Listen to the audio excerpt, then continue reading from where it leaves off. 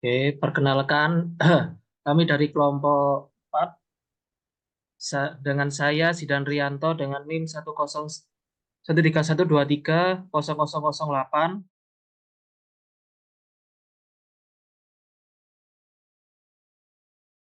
Perkenalkan, saya Safira Putri Kaila dengan NIM 13123000009. Perkenalkan, nama saya Raka Farel Sanjaya dengan NIM 1312300010. Perkenalkan, nama saya Geraldine Kalvara Airanun dengan NIM 1312300022. Perkenalkan, saya Tisha Yunia dengan NIM 1312130034. Perkenalkan, nama saya Diana Eka Sendia dengan NIM 1312360. Ketatanegaraan Indonesia. Tanggapan 1, hukum digital dan interaktivitas. Hukum digital memiliki potensi untuk lebih berhubungan langsung dengan kasus-kasus tertentu dengan pendapat hakim diarahkan pada suatu perkara tertentu. Teknologi digital dapat digunakan untuk UU generasi ketiga seperti media cetak untuk generasi kedua, namun dengan peluang baru bagi penerapan hukum.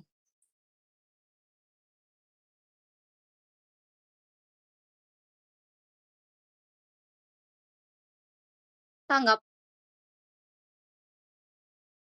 pengaruh penggunaan dan sistem keputusan. Sistem dengan pengaruh penggunaan yang minimal tampaknya merupakan sistem yang paling signifikan sebagai instrumen kekuasaan, terutama jika sistem tersebut cerdas dan mampu mengambil alih pengambilan keputusan dari pengguna.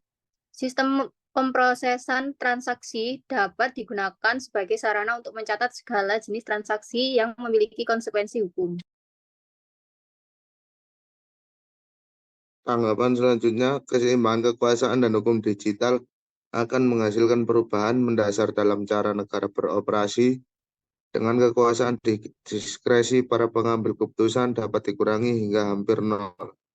Perubahan ini membawa pergeseran keseimbangan kekuasaan dengan sistem hukum generasi keempat sebagai ancaman terhadap kekuasaan kehakiman. Tanggapan selanjutnya yaitu kriteria penerapan sistem informasi hukum.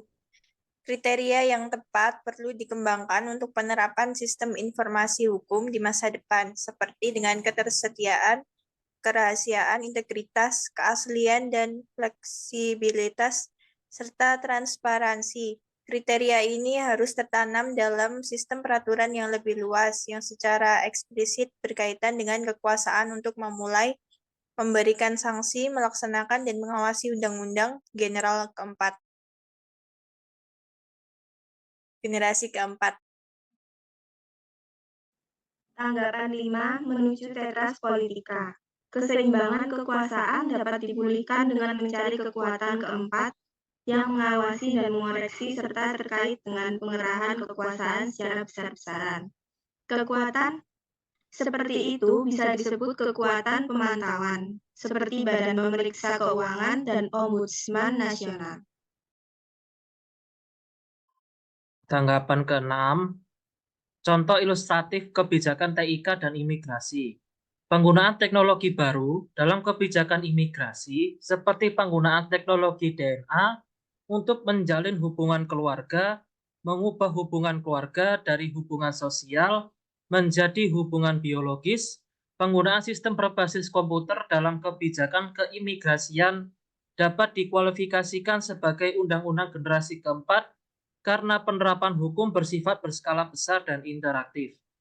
Tanggapan ke-7, perubahan dan keseimbangan kekuasaan. Perubahan-perubahan ini membawa pergeseran keseimbangan kekuasaan dengan sistem hukum generasi keempat sebagai ancaman terhadap kekuasaan kehakiman. Perlu dikembangkan kriteria yang tepat untuk penerapan sistem informasi hukum di masa depan, serta mencari kekuatan keempat yang menguasai dan mengoreksi serta terkait dengan pengerahan kekuasaan secara besar-besaran.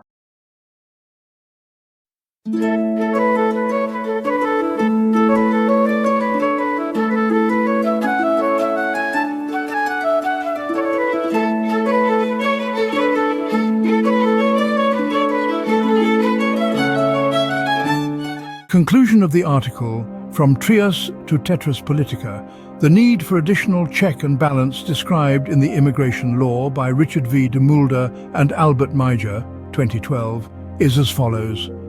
Modern states require a type of power that is in addition to the existing power, namely Trias Politica, to maintain the balance of power and anticipate technological changes.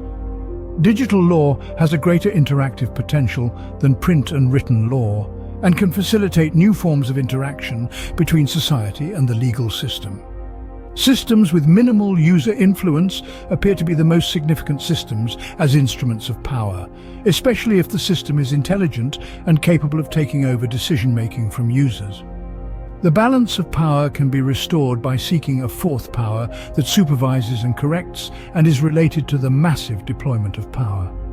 Technological changes not only impact policy implementation, but also the nature of the law itself.